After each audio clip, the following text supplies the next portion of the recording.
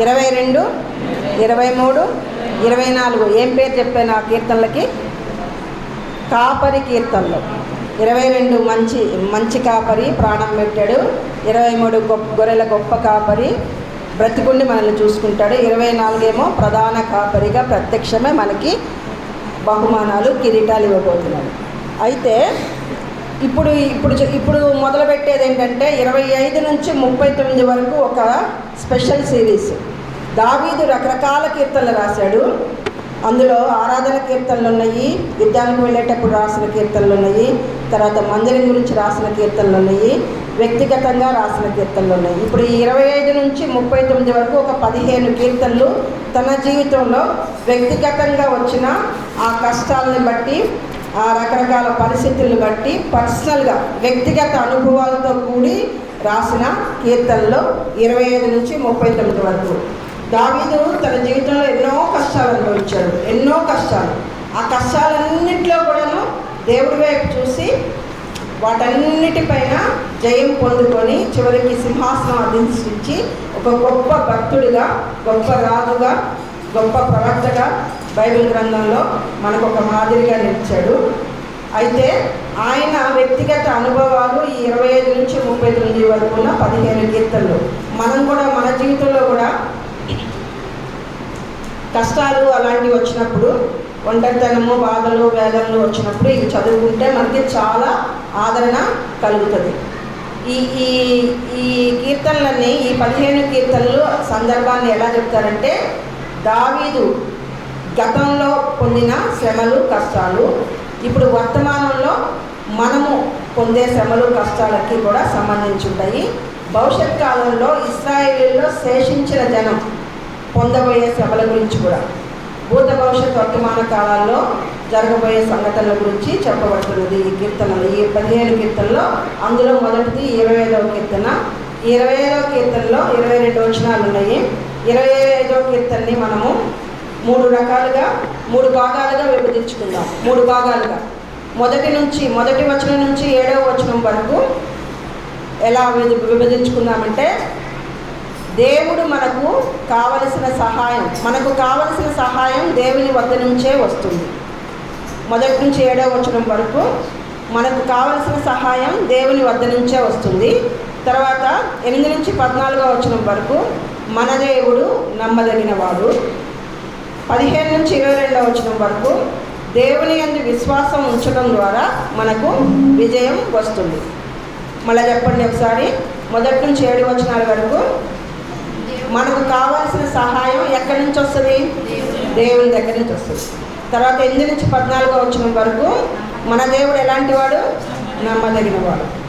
తర్వాత 15 నుంచి 22వ వచనాల వరకు దేవుని యందు విశ్వాసం మనం ఉంచితే దేవుడు ఉంచడం ద్వారా మనకి విజయం అనుగ్రహిస్తాడు. మనకు శ్రమలు, కష్టాలు వచ్చినప్పుడు మనం ఎటువైపు చూస్తాము? ఒక భక్తుడు ఏమన్నాడంటే, జీవితం కష్టంతో కూడుకున్నది అని గ్రహించి అంగీకరించితే ఇక జీవితం కష్టం అనిపించదు అని అన్నాడు. ప్రసంగి గ్రంథంలో సుఖదుఖాలు జతపరచబడి ఉన్నాయి అని చెప్పారు. సుఖదుఖాలు మనిషి జీవితంలో సుఖం, దుఃఖం 2 ఉంటాయి. తర్వాత యోబు గ్రంథంలో నిప్పురవ్వలు పైకెళ్ళినట్లు మనుషులు శ్రమానుభవంలోకే పుట్టుచున్నారు అని. ఏ మనిషి జీవితంలో కూడా కష్టమో శ్రమ ఉండకుండా ఉండదు. మనం దూరం నుంచి చూసి ఆహా వాళ్ళు చాలా బాగున్నారు అని మనం అనుకుంటాం. కానీ నేను ఆఫీస్లో 10 ఏళ్ల క్రితం జాయిన్ అయిన కొత్తలో ఒక ఆవిడ కారులో వచ్చేది. ఆ రోజుల్లో కార్లు అంటే చాలా కష్టం. 30 ఏళ్ల క్రితం కారులో వచ్చేది. చాలా స్టైల్గా ఉండేది. హై హీల్స్ వేసుకొని 55 ఏళ్ళైనా యాక్టివ్గా ఉండేది, సంతోషంగా ఉండేది, నవ్వుతూ అందరినీ పలకరిస్తూ హ్యాపీగా ఉండేది. ఆమెను చూసి ఆహా ఎంత హ్యాపీ లైఫ్ ఇవిడిది, ఇవిడికి ఏ కష్టం లేదేమో అనుకున్నాం. ఒకరోజు చర్చికి వచ్చినప్పుడు ఎవరు లేకపోతే ఇద్దరు ఎందుకో మాట్లాడుకున్నాం. ఆవిడ జీవితం గురించి చెప్పింది. నన్ను దేవుడు పెనం మీద ఇట్లా ఫ్రై చేసాడమ్మా, అన్ని కష్టాలు పడ్డాను నేను అని చెప్పింది. అంటే తరచి చూస్తే ప్రతి జీవితంలో కష్టం అనేది లేకుండా ఉండదు. దావీదు జీవితంలో, దావీదు మహారాజు, దేవుడికి ఇష్టడైన వాడు, ఆయన హృదయానుసారుడు అయిన దావీదు జీవితంలో ఎన్నో కష్టాలు వచ్చినాయి. ఆ కష్టాలన్నీ వచ్చినప్పుడు దావీదు అలాగా ఆ కష్టాల్లో ఉండిపోకుండా దేవుడి వైపు చూసి దేవుడి మీద నమ్మకం ఉంచి ఈ 3 పనులు చేశాడు దావీదు. ఈ 3 ఇప్పుడు డివిజన్లో చెప్పారు. ఏం చేశాడు? 3 పనులు. దేవుడి యొద్ద నుంచి సహాయం వస్తుందని నమ్మాడు, దేవుడు నమ్మదగిన వాడని ఆయన మీద విశ్వాసం ఉంచి, ఆయన మీద విశ్వాసం ఉంచడం ద్వారా విజయం పొందుకున్నాడు. అన్నిటిలో నుంచి ఒక కష్టాలన్నింటిలో నుంచి శ్రమలు. దావీదు సొంత కుమారుడితోనే తరంపడ్డాడు, సౌలుతో తరంపడ్డాడు. ఎంతమంది ఆయన దగ్గర పనిచేసే వాళ్ళు ఆయనకు వ్యతిరేకమయ్యారు. అటువంటి పరిస్థితులన్నింటినీ తన ఇంటి వారే తనకు వ్యతిరేకమైన అన్నింటినీ జయించి ఓవర్కమ్ అయ్యాడు. కాబట్టి మనము దావీదుని మాదిరిగా తీసుకొని మనకి ఎప్పుడన్నా కష్టంగా అనిపించినప్పుడు, ఒంటరిగా ఉన్నప్పుడు, ఓదార్పు కావాలనిపించినప్పుడు ఈ 15 కీర్తనలు 25 నుంచి 39 వరకు, జనరల్గా 1వ కీర్తన, 15వ కీర్తన, 23వ కీర్తన, 92వ కీర్తన ఇవన్నీ బాగా ఫేమస్. 103వ కీర్తన కానీ ఇవంత ఫేమస్ కాలేదు, అంత ప్రాచుర్యంలోకి రాలేదు. కానీ మనం వ్యక్తిగతంగా మనకి ఏదైనా శ్రమ, బాధ, వేదన అనిపించినప్పుడు ఇవి చదివితే గొప్ప ఆదరణ కలుగుతుంది, గొప్ప ఓదార్పు కలుగుతుందంట. అయితే శ్రమ వచ్చినప్పుడు, కష్టం వచ్చినప్పుడు దావీదు ఎవరి వైపు చూశాడు? ఆయన ఆత్మను ఎవరి వైపు ఎత్తుకున్నాడు? మొదటి వచనంలో ఉంది, నా ఆత్మను యెహోవా వైపునకు, నీ దిక్కునకు ఎత్తుకున్నాడు. అంటే 24వ అధ్యాయంలో వ్యర్థమైన వాటి యొద్దు పెట్టొద్దు మనస్సు అని ఉంటుంది. అంటే వ్యర్థమైన విగ్రహాల వైపు కానీ, వ్యర్థమైన వాటి వైపు కానీ, ఇంకేదన్నా మనుషుల దగ్గర నుంచి కానీ, ఇంకెవరన్నా అధికారుల దగ్గర నుంచి వస్తుందని కాకుండా దేవుడి వైపు చూశాడు దావీదు. దేవుడి వైపుని చూసినప్పుడు, దేవుడి యందు నమ్మకించినప్పుడు ఆయన ఎన్నడూ సిగ్గుపరచబడలేదు. ఆయన సిగ్గుపరచబడకుండా దేవుడు మనుషులకి 2 మార్గాలు ఉంటాయంట. 4వ వచనంలో, 8వ వచనంలో, 9వ వచనంలో, 12వ వచనంలో మార్గం అని 4 సార్లు చెప్పబడింది. 10వ వచనంలో త్రోవ అని, టోటల్గా 5 సార్లు మార్గం అని చెప్పబడింది. మనుషులందరికీ 2 మార్గాలు ఉంటాయి. తన సొంత మార్గం, తన సొంతంగా ఆలోచించుకొని చేసే సొంత మార్గం ఉంటుంది. తర్వాత దేవుడు చెప్పిన మార్గం, ఇదిగో ఇదే త్రోవ, కుడికైనా వెడమకైనా నడవద్దు, ఈ త్రోవని నడవమని దేవుని ఆత్మ మనల్ని నడిపిస్తుంది. ఆ మార్గం ఉంటుంది. మన సొంత మార్గంలో వెళ్తే అది సక్సెస్ అవ్వచ్చు, అవ్వకపోవచ్చు, శ్రమల పాలవుతాం. కానీ దేవుని మార్గంలో వెళ్ళిన వాడు ఎవ్వరు కూడా సిగ్గునందరు, అల్టిమేట్గా ఖచ్చితంగా విజయం పొందుతారు దేవుని మార్గంలో వెళ్ళిన వాడు. అలాగే 2వ వచనంలో శత్రువులు ఉన్నారు, నా శత్రువులు నన్ను గురించి చెప్పనీయకమని చెప్తున్నాడు. 19వ వచనంలో కూడా శత్రువుల గురించి చెప్పబడింది. తర్వాత 15వ వచనంలో కూడా వలలు వేస్తున్నారు అని చెప్పబడింది. సో ఈ శత్రువులంతా నా చుట్టూ ఉన్నారు దేవా, వీరందరినీ నేను చూస్తే నాకు భయం కలుగుతుంది. కానీ నా ఆత్మను, నా మనస్సుని, నేను నా దృష్టిని నీవే పెట్టుకుంటున్నాను, నీవే నాకు సహాయం అని చెప్పేసి దావీదు దేవుడి వైపు చూసి సహాయం కోసం ఎలుగెత్తి మొదలుపెట్టుకుంటే దావీదుకి సహాయం దొరికింది, వాటన్నిటి నుంచి విడుదల కలిగింది. ఆ తర్వాత శ్రమ వచ్చినప్పుడు, కష్టం వచ్చినప్పుడు ఎలాగూ దేవుణ్ణి సమీపించాలంటే 7వ వచనంలో, 11వ వచనంలో, 18వ వచనంలో నా పాపములు జ్ఞాపకం చేసుకోవద్దు అని చెప్తున్నాడు. ఏదైనా మనకు కష్టం వచ్చినప్పుడు అప్పుడు మనం చేసిన పాపాలన్నీ మనకు గుర్తొస్తాయి. అయ్యో నేను ఈ పాపం చేయబట్టి ఇది వచ్చిందా అని చెప్పి మనం అనుకుంటాం. అలాగా మనము మన పాపాలని జ్ఞాపకం చేసుకుంటే కృంగిపోతాం. కాబట్టి ఇక్కడ దావీదు ఎలా ఒక మంచి మార్గం తీసుకున్నాడు. దావీదు ఎలా తీసుకున్నాడంటే, నా పాపాలని, నా బాల్యకాలం నుంచి ఉన్న నా అతిక్రమాలని జ్ఞాపకం చేసుకోవద్దు, దయతో నన్ను జ్ఞాపకం చేసుకో, నీ కరుణాతిశయాన్ని జ్ఞాపకం చేసుకో, నీ కృపాతిశయాన్ని జ్ఞాపకం చేసుకో. దేన్ని జ్ఞాపకం చేసుకోవద్దు అంటున్నాడు? ఒకవేళ నా పాపం వల్ల నాకు ఈ శ్రమ, కష్టం వస్తే దయచేసి నాయనా యేసయ్యా దేవా, ఈ పాపాన్ని నాకు జ్ఞాపకం చేసుకోవద్దు, నా పాపాన్ని నువ్వు క్షమించావు కదా, నీ రక్తంలో కార్చి, నీ రక్తంలో కడిగి, నా పాపాన్ని జ్ఞాపకం చేసుకొని నన్ను శిక్షించొద్దు, కానీ నన్ను జ్ఞాపకం చేసుకో, దయతో నన్ను జ్ఞాపకం చేసుకో, నేను నీ బిడ్డను కదా, నీ రక్తంలో కడిగావు కదా, నన్ను జ్ఞాపకం చేసుకో, నీ కరుణాతిశయములను, ఆలోచనలు, నీ కరుణాతిశయాన్ని జ్ఞాపకం చేసుకో, నీ కృపాతిశయాన్ని జ్ఞాపకం చేసుకో. ఎంత తెలివిగా అడుగుతున్నాడంటే, నీ కరుణను బట్టి నన్ను కరుణించయా, నీ కృపను బట్టి నన్ను కరుణించు, నా పాపాలను బట్టి నన్ను శిక్షించొద్దు అని అడుగుతున్నాడు. మన ప్రార్థనలు కూడా అలాగే మన పాపాన్ని ఒప్పుకోవాలి. నెహెమ్యా, దానియేలు వీళ్ళంతా పాపాలను ఒప్పుకొని క్షమాపణ వేడుకొని వాటిని జ్ఞాపకం చేసుకోకుండా దేవా నీ కృపను బట్టి మమ్మల్ని రక్షించు అని దేవుణ్ణి అడగాలి. ఈ కష్టతరమైన జీవితాన్ని దావీదు దేవుడి వైపు చూసి దేవుడి యొద్ద నుంచి సహాయం పొందుకొని విజయవంతంగా ముగించాడు. మనం కూడా కష్టకాలంలో మనకి కష్టం వచ్చినప్పుడు ఎలా అడిగాడంటే, యెహోవా నీ కరుణాతిశయంలో జ్ఞాపకం చేసుకోము, నీ కృపాతిశయం జ్ఞాపకం చేసుకోము, అవి పూర్వం నుండి ఉన్నవే కదా. కృపాతిశయం అంటే మనకు అర్హత లేని దాన్ని దేవుడు మనకి ఇవ్వటం. కృపా అతిశయం అది పూర్వం నుండి ఉందంటే, నువ్వు ఇశ్రాయేలీలకి, దావీదు ఇశ్రాయేలీల చరిత్ర చదివాడు కాబట్టి ఇశ్రాయేలీల్ని నువ్వు ఐగుప్తు నుంచి తీసుకొచ్చేటప్పుడు ఎలా నీ కృప చూపించావు, ఎలా నీ కరుణ చూపించి ఎలాగ నువ్వు చేసావో అలా జ్ఞాపకం చేసుకుని నన్ను ఈ పరిస్థితి నుంచి తప్పించు అని అడుగుతున్నాడు. కృపాతిశయం అంటే నేను ఈ మధ్య ఒకటి విన్నాను. అతిశయం అంటే ఏంటంటే గొప్పగా ఫీల్ అవటం. కృపాతిశయం, కృప అంటే అర్హత లేని దాన్ని మనకి ఇవ్వటం. దేవుడు మనకి అర్హత లేకపోయినా ఇచ్చి, నా బిడ్డకి నేను ఇచ్చాను కదా అని తల్లిదండ్రులు బిడ్డలకి ఇచ్చి ఎలా సంతోషిస్తారో అలా దేవుడు అతిశయంగా ఫీల్ అవుతాడంట. అలా దేవుడి గుణలక్షణాన్ని బట్టి దేవుడికి గుర్తు చేసి ఆయన గుణలక్షణాన్ని గుర్తు చేసి దేవుడి అందరి నుంచి సహాయం దావీదు పొందుకున్నాడు. అయితే మన సొంత ఆలోచనలు మనం చేస్తే మనము చిక్కుపడిపోతాము. మన సొంత మార్గంలో మనం వెళ్తే చిక్కుపడిపోతాము. దేవుడు మార్గంలో దేవుడిని అడిగి, దేవా నీ మార్గం నాకు చూపించు అని అడిగితే, యెహోవా యందు భయభక్తులు గలవాడెవడో వాడు కోరుకోవలసిన మార్గమును ఆయన వానికి బోధించిన. 12వ వచనం. దేవుని యందు మనం భయభక్తులు నిలిపాము, మనం కోరుకోవలసిన మార్గాన్ని ఆయన మనకు బోధిస్తాడు.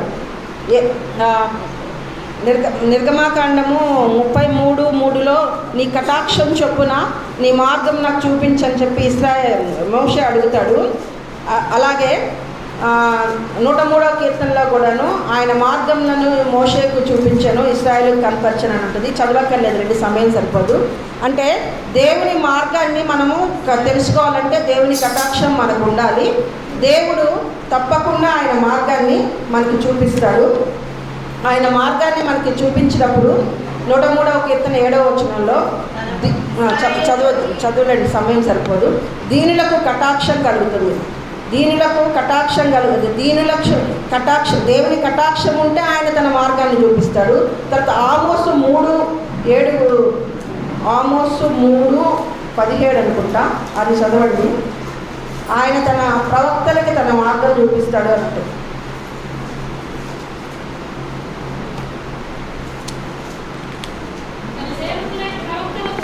తన సేవకులైన ప్రవక్తలకు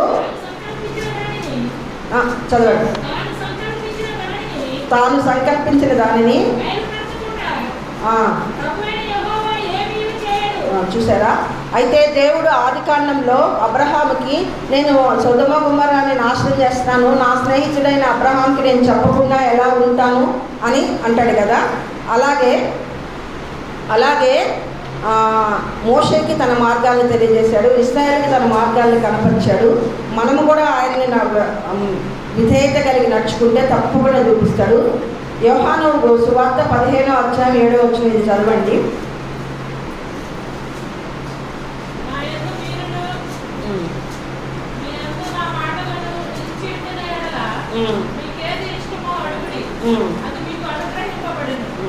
నా యందు మీరును మీ యందు నా మాటలు నిలిచి ఉండునేళ్ళ. అంటే మనకు కష్టం వచ్చినప్పుడు 2 పనులు చేయాలంట. 1 వాక్యం చదవాలి, 2 ప్రార్థన చేయాలి. నా యందు మీరును అంటే నా వాక్యమందు మీరు, మీ యందు నా యందు మీరును, మీ యందు నా మాటలను అంటే, మీ యందు నా మాటలు అంటే ఆయన వాక్యం మనలో ఉండాలి. ఆయన వైపు మనం చూసి ఆయన వాక్యం మాటలు మనలో ఉండాలి. ఆయన మన మాటలు ఎప్పుడు వింటాడు? ప్రార్థనని ఆయన యందు మన యందు ఆయన ఉన్నప్పుడు మాత్రమే వింటాడు. మన కష్టాలు వచ్చినప్పుడు మనం ప్రార్థన చేయాలి. 1, 2వది వాక్యం చదవాలి. ఆయన మాటలు వాక్యము మనలో ఉంటే ఆయన మన మాటలు మన ప్రార్థన వింటాడు. మనం ప్రార్థన చేయకముందు ఆయన నిబంధనని శాసనాన్ని గైకొనాలి. ఇక్కడ 9వ వచనంలో ఏం చెప్తున్నాడంటే, నీ న్యాయ విధులను బట్టి ఆయన దీనులను నడిపించును, ఆయన తన మార్గమును దీనులకు, ఆయన తన మార్గం అంటే తన మనసులో ఉన్న ప్రతి విషయాన్ని కూడా దీనులకు నేర్పిస్తాడు. దీనత్వం ఉన్న వాళ్ళకే చెప్తాడు. తర్వాత ఆయన చేసిన నిబంధన, ఆయన నియమించిన శాసనములను 10వ వచనంలో, ఆయన నిబంధన శాసనాలు గైకొనే వారి విషయంలో ఆయన త్రోవలన్నీ కృపాసత్యములే ఉంటాయంట. వాక్యాన్ని గైకొనే వారి విషయంలో కృపాసత్యం, త్రోవలన్నీ కృపాసత్యమే ఉంటాయి. 9వ వచనంలోనేమో దీనులు, 10వ వచనంలోనేమో నిబంధన వాక్యాన్ని గ్రహిస్తే, 11వ వచనంలో ఏమనుంది? పాపాన్ని ఒప్పుకుంటే, 12వ వచనంలో భయభక్తులు చూపిస్తే, 13వ వచనంలో ఏముంది? 13వ వచనంలో మన ప్రాణానికి నెమ్మది ఉంది. మనలో దీనత్వం ఉండాలి, దేవుని యందు భయభక్తులు కలిగి ఉండాలి, ఆయన వాక్యాన్ని గైకొనాలి, అప్పుడు పాపాలని ఒప్పుకోవాలి, అప్పుడు ఆయన మనకి నెమ్మదినిస్తాడు. అంత మాత్రమే కాక 14వ వచనంలో ఆయన మర్మం అంటే ఆయన మనసులో ఉన్నదంతా స్నేహితులకి చెప్పినట్లుగా చెప్తాడు. ఆదికాండంలో అబ్రహాంకి చెప్పినట్టుగా, మోషేకి చెప్పినట్లుగా, తన ప్రవక్తలందరికీ చెప్పినట్లుగా, మళ్ళా కొత్త నిబంధనలో 15వ అధ్యాయం యోహాను సువార్త 15 వచనంలో ఇక నుంచి మిమ్మల్ని దాసులుగా పిలవను, స్నేహితులుగా పిలుస్తాను, దాసులకి అన్నీ చెప్పరు కానీ స్నేహితులకి అన్నీ తెలియజేస్తాను అని ఉంది. చూడండి, మిమ్మల్ని దాసులని పిలవక స్నేహితులని పిలుచున్నాను, ఎందుకనగా నేను నా తండ్రి వల్ల విన్న సంగతులన్నింటినీ మీకు తెలియజేస్తుంది. చూసారా, దాసులకి చెప్పాల్సిన అవసరం లేదు యజమాని ఏం చేయాలనేది, కానీ స్నేహితులకి చెప్తున్నాడు. ఆయన మనల్ని స్నేహితులుగా ఎంచుతున్నాడు.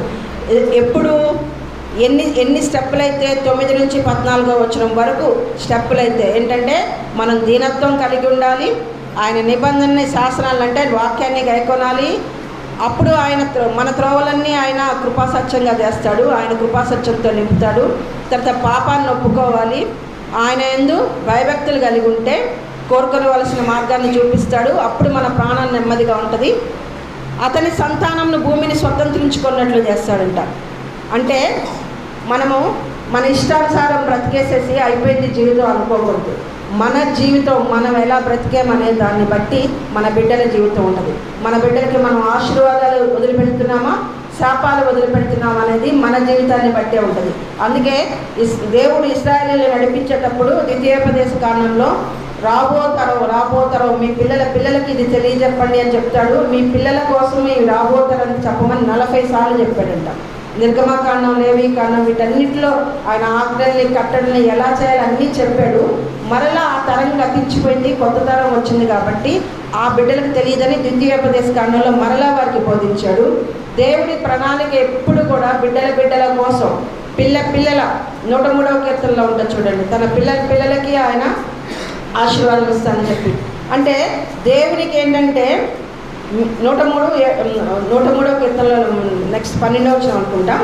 అయితే దేవుని దృష్టిలో ఏంటంటే తరతరాలు దీవించబడాలి, మనం కూడా బహుతరాలకి శోభాతిశయంగా ఉండాలి. మన జీవితము మన ఇష్టం వచ్చినట్టుగా తాగామా, తిన్నామా, ఎంజాయ్ చేసామా, అయిపోయింది అన్నట్టు, పాపం చేసామా, శాపాన్ని అన్నింటినీ సమకూర్చుని బిడ్డలకు వదిలేమన్నట్టు ఉండకూడదు. మన జీవితం మనం చాలా జాగ్రత్తగా, మనం ఏం చేస్తే అది మన బిడ్డలకు వస్తుంది అనేది కడుపులో భయం పెట్టుకొని మనము దేవుని యందు భయభక్తులు కలిగి దీనత్వం కలిగి జీవించాలి. తర్వాత మనకి కష్టాలు వచ్చినప్పుడు 15వ వచనం చూడండి, నా కనుదృష్టి ఎల్లప్పుడూ యెహోవా వైపునకే తిరిగి ఉన్నది. మనకి కష్టం వచ్చినప్పుడు మనము చుట్టూ చూస్తే నిరాశ చెందుతాము, కృంగిపోతాము. ఎవరైతే కృంగిపోతారో కష్టాలను బట్టి అప్పుడు సాతానుడు వచ్చి వాడిని ఇంకా అధపాతాళానికి నొక్కేసి పాడు చేసేస్తుంది. అప్పుడు మనం మన చుట్టూ చూడకూడదు, మన కన్నులు పైకెత్తి ఎటు చూడాలి? యెహోవా వైపునకు చూడాలి. ఈ శ్రమ వచ్చినప్పుడంట శ్రమ కింద మనం ఉండకూడదు, శ్రమ కింద, కష్టం కింద మనం ఉంటే ఆ శ్రమ కష్టం మనల్ని నలిచేస్తుంది, నలగొట్టేస్తుంది. అప్పుడు సాతానుడు మనల్ని వాడుకుంటాడు. శ్రమని మనము మెట్లుగా చేసుకొని శ్రమ పైన ఉండి, కష్టం పైన మనం ఉండి, పైకి మన కన్నులెత్తి యెహోవా వైపు చూస్తే దావీదుకు విజయం ఇచ్చినట్టుగా దేవుడు మనకు కూడా విజయం ఇస్తాడు. అలాగే 16వ వచనంలో నేను ఏకాకిని బాధపడేవాడిని, నా వైపు తిరిగి నన్ను కరుణింపమన్నాడు. అంటే మనం దేవుని మార్గంలో నడిచేటప్పుడు భక్తిహీనులు లోకంలో ఇష్టానుసారంగా జీవిస్తుంటారు. వాళ్ళకి ఏ కష్టాలు రావు, ఏ శ్రమలు రావు, వాళ్ళు చాలా హ్యాపీగా, ఎందుకంటే వాళ్ళు ఏది చేసినా ఏదో ఒకటి చేసి వాళ్ళకి కావాల్సింది సాధించేసుకుంటారు. కానీ మనం అలా చేయలేం. ఇది చేస్తే ఏం తప్పు, ఇది చేస్తే ఏం పాపము, దేవుడి దృష్టిలో ఇది కరెక్టా కాదా అని మనకి చాలా చాలా కట్టుబాట్లు ఉంటాయి, చాలా కంట్రోల్ ఉంటుంది. అయితే మనము ఆ భయంతో ప్రవర్తిస్తూ ఉన్నప్పుడు మన కుటుంబ సభ్యులే మనకు వ్యతిరేకమైపోతారు. ఒక్కోసారి మనం ఒంటరి వాళ్ళం, ఏకాకులం అయిపోతాం. దావీదుకి అలాగే అయింది కదా. దావీదుని కన్న కుమారుడే వ్యతిరేకించాడు, సౌలు, అహీమెలెకు, అందరూ ఆయన దగ్గర పనిచేసేవాడు. అటువంటి పరిస్థితులు అప్పుడప్పుడు మనకు వస్తాయి. వచ్చినప్పుడు ఏం చేయాలి? నేను ఏకాకిని, బాధపడేవాడును, నా వైపు తిరిగినను. అప్పుడు దేవుడి కరుణ కోసం మనం వేడుకోవాలి. నా హృదయ వేదనలు అతి విస్తారంలో, ఇక్కట్టులో నన్ను విడిపించుము, నా బాధను, నా వేదన. అంటే మనకి వేదనలు, కష్టాలు, శ్రమలు ఎన్ని వచ్చినా దేవుని వైపే చూడాలి. శత్రువులు మనల్ని క్రూరదేశంతో చేస్తున్నారు.